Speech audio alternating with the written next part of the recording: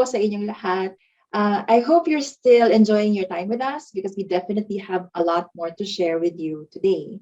So for this module, I will be discussing where your emotions live.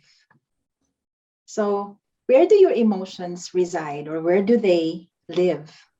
Just a few disclaimers before I start. This is not intended to replace medical advice, and the material here focuses, the material that I'm going to focus on today may not be found in medical journals yet. So the objectives of this module are to determine your emotional home using an emotion wheel, to emphasize the vibrational nature of emotions held in our energy body, to illustrate the relationship of the energy body to the physical body, and to increase awareness that tensions in the energy body always result to physical illness. Meron na po ba sa inyong nakapanood ng TV series, Lie to Me? Kung meron na, kung familiar sa inyo, story siya ni TV series siya, I think nasa Netflix siya ngayon. Story siya ni Dr. Cal Lightman. So si Dr. Lightman, expert siya in the science of body language, especially facial expressions. So he's able to read your emotions based on your facial expressions. And what he does, he owns a private company, kinokontrata siya ng mga federal agencies para mag-assist sa investigations nila ng mga criminals who lie. And then yung isa naman, Inside Out. I don't know if you've seen that movie. It's a movie. Yes, it is for kids. I have a 10-year-old son. So yes, I've seen that movie. It's actually very refreshing kasi it's a story of Riley. She's a 8-year-old, I believe. And nakatira siya sa Midwest. And then yung family niya nag-move sa San Francisco. So na-uproot siya. And yung emotions na nagtatalo sa kalooban niya, they personify those emotions. So naging mga kaibigan niya, si joy, si anger, si fear, si disgust, and si sadness. So these became her friends, her emotions became her friends, and it helped her navigate her new life. So both Lie to Me and Inside Out were inspired by the work of Dr. Paul Ekman. He's an American psychologist and a scientific advisor to the Dalai Lama. And according to the work of Dr. Paul Ekman, there are 6 basic emotions that are universal to our species. These are happiness, sadness, fear, anger, surprise, and disgust.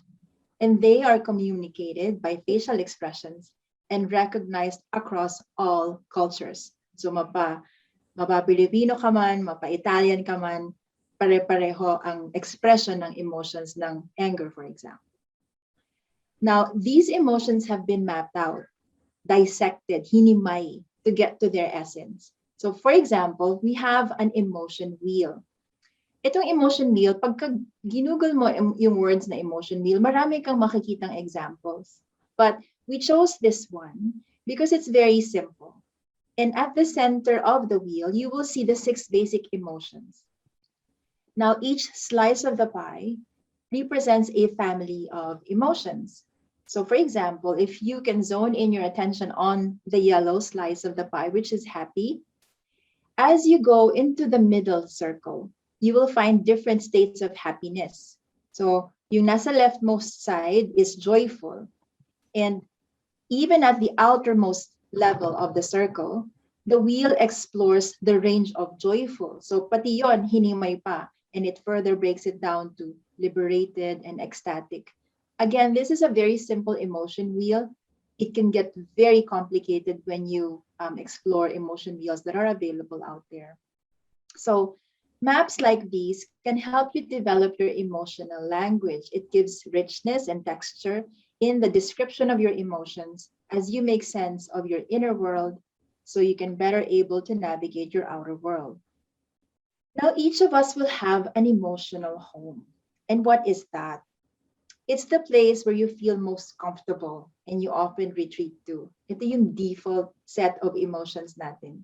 Because when you experience emotions long enough and often enough, they become so familiar and you get used to it. So the more familiar your emotions are, the more they represent you. For example, may mga kilala kayo, I'm sure, ng mga taong predominantly happy. Bigyan mo sila ng bad news or give them a bad day. Yeah, they're probably gonna feel bad for a while, but they're able to bounce back right away. And usually quicker than what you would expect.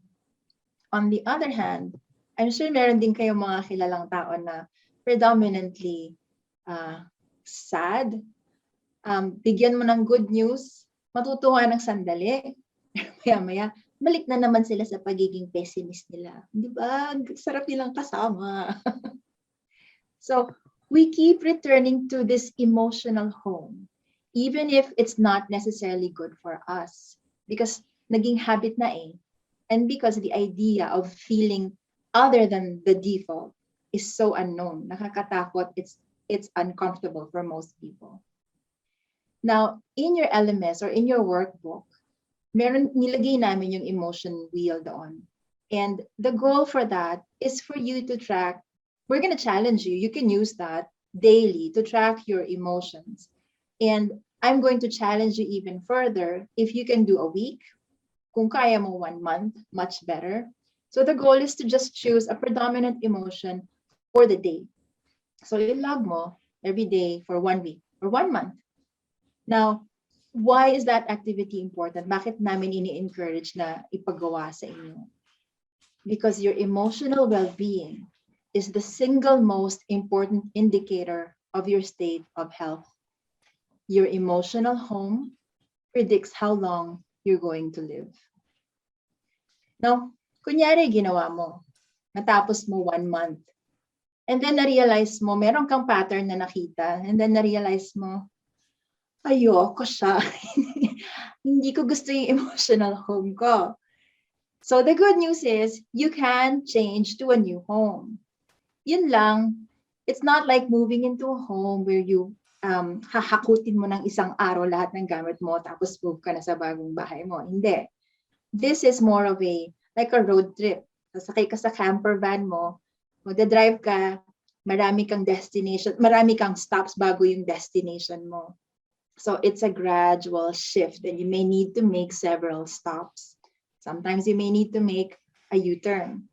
So earlier I said that your emotional well-being, it determines how long you're going to live. How? Your emotions alter your biology. Human thoughts and emotions alter physical reality. One very good example of that is Dr. Masaru Emoto's water experiments. And this is documented in his book, Messages in Water. His most famous experiment, ginawa niya, he had 2 different water samples. Yung isa, in-infuse niya with thoughts of love and happiness, so positivity. And the other one, he infused with thoughts of negativity and hate. Tapos freeze na yung samples na yun. Pagka-freeze, he sliced them. And then he put them under a microscope. And the resulting visual patterns are shown here.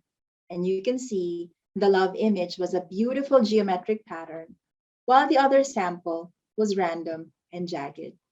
Now, I would like to reinforce that idea further by showing you another water droplet responding to patterns of energy. It begins with concentric patterns in the water, responding to a low frequency. And as the frequency is increased, you will see it morph into a complex expression of itself. So we are still in a low frequency energy, and you will see it morph into a more complex expression as it switches to the next frequency or the frequency next level. Just yun, yung moment right there. Now watch what happens. So as the frequency increases, it continues to morph into more and more complex patterns of itself. There you go. So nag-increase yung frequency, nagiging more complex yung pattern ng water droplet. Water droplet lang to ha. Habang tumataas yung frequency, nagiging mas geometric, nagiging mas complex, And to me, it becomes more and more beautiful. So the point of this video is, what I wanted to show you is that your emotions, the emotions that you hold, it carries a vibration.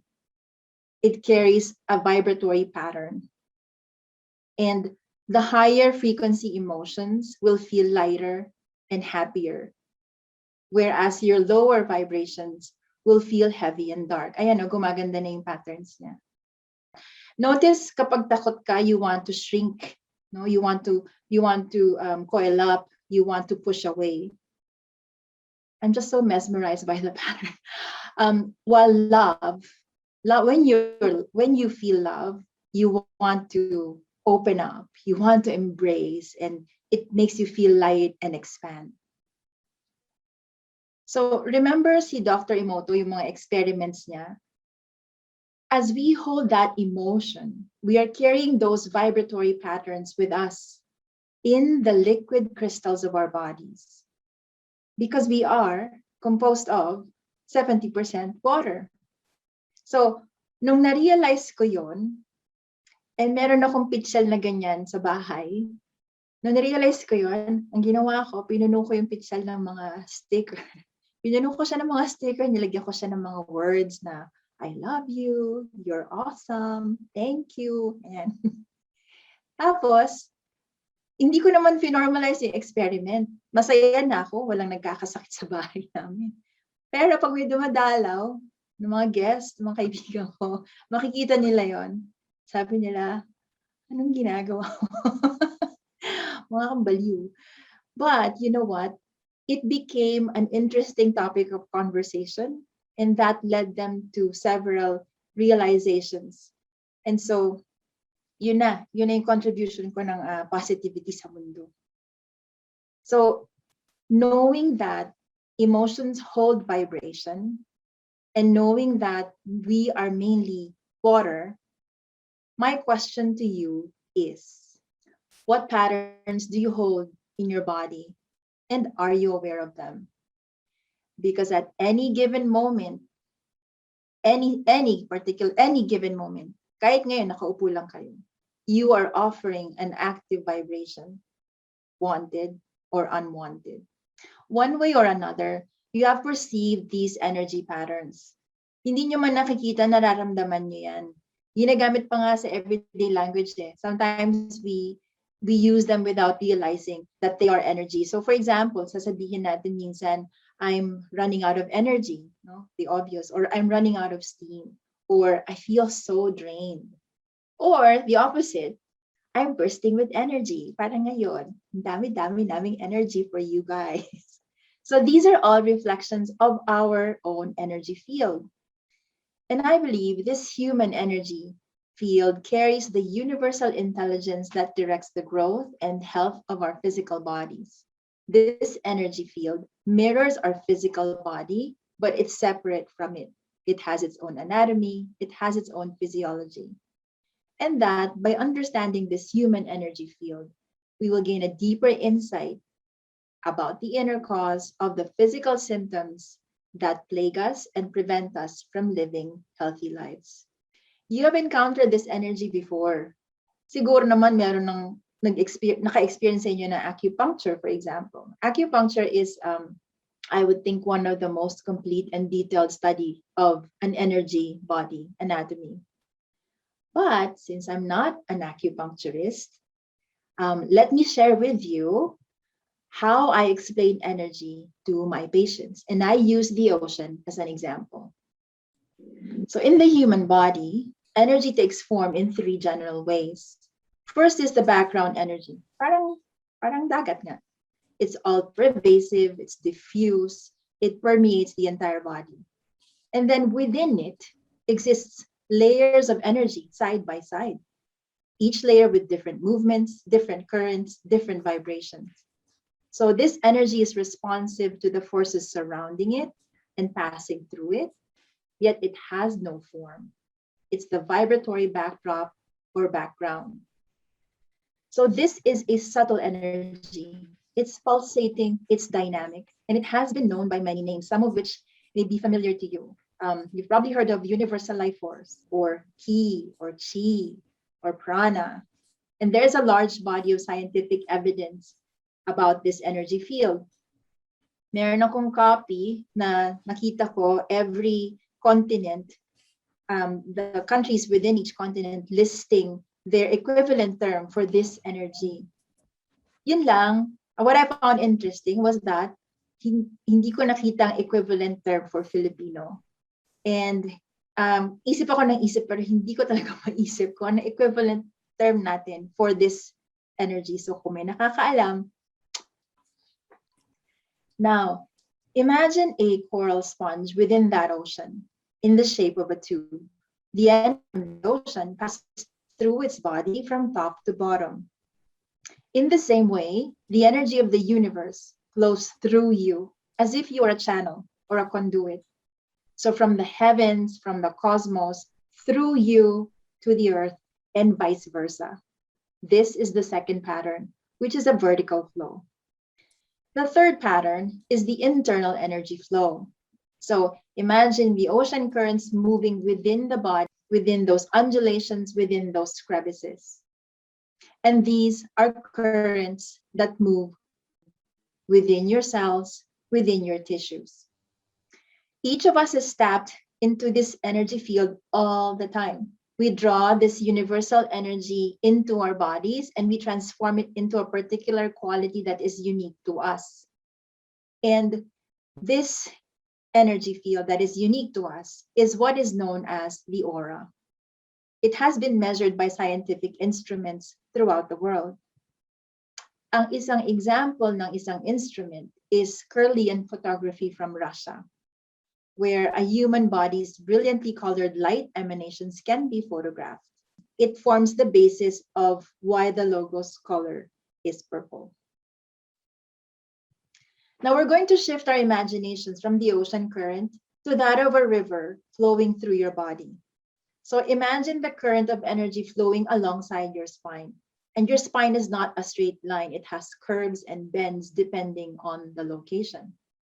So here's a close-up version of the tailbone. And I wanted to show this because I'm going to be focusing on this particular curve or this particular bend.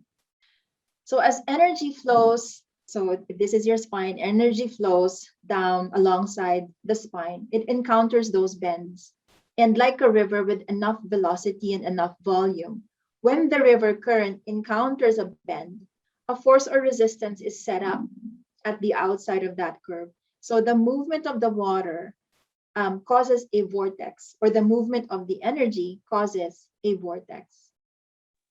Now, these vortices of energy are created at the major curves of the spine and the skull. And there are 7 of these energy centers superimposed on our physical body. Again, these are energies. These are subtle energies. Hindi mo sila nakikita, but they are alive and they are dynamic. Our energy centers receive, assimilate, and transmit life energy. And these energy centers have names. So follow along with me. Simulan natin sa bottom. The red one is your root center. Orange for your sacral, yellow for your solar, green for the heart, blue for the throat, indigo for the third eye, and purple for, or lilac for, the crown. These energy centers have many dimensions. They have been interpreted in many ways using different aspects of consciousness. For example, they are associated with the elements in order of density. So the first one being earth as the most dense and thought as the lightest. They have been described as representing basic rights, and they correspond to a person's developmental stage. The first centers opening in sequence as we move from childhood to adulthood. And they have been interpreted within religious contexts as levels of consciousness that a person goes through to become spiritually enlightened. Ito siguro yung pinaka-familiar sa inyo, the 7 Christian sacraments. Because for the Christians, the journey to spiritual growth is through the experience of these sacraments. Ngayon, meron ding equivalent ang mga Hudyo, yung mga Jew, for this one, and in their Kabbalah tradition, and they call it the Tree of Life. But for the purposes of today's workshop, you can view these energy centers as they correspond to specific emotional themes, which in turn affect specific nerves and glands in our body. And this is how it happens. So it begins with the first video. Thought that emanates from the mind carries electromagnetic energy. And from here to the second video, it is channeled to the body through the nervous system. So yung mga electrical impulses channeled through the nervous system, and then they are directed to the endocrine system. Ang endocrine system, this is your system of glands. And once it gets there, it releases chemical messengers. Ang pinaka-familiar na chemical messenger to most people are hormones. And then yung hormones ang magsistimulate sa organs so that the organs can do their function. So for example, let's look at the emotional theme of power and control, which is the domain of the solar center. So this center governs the solar plexus as the nerve complex and the pancreas as the main gland.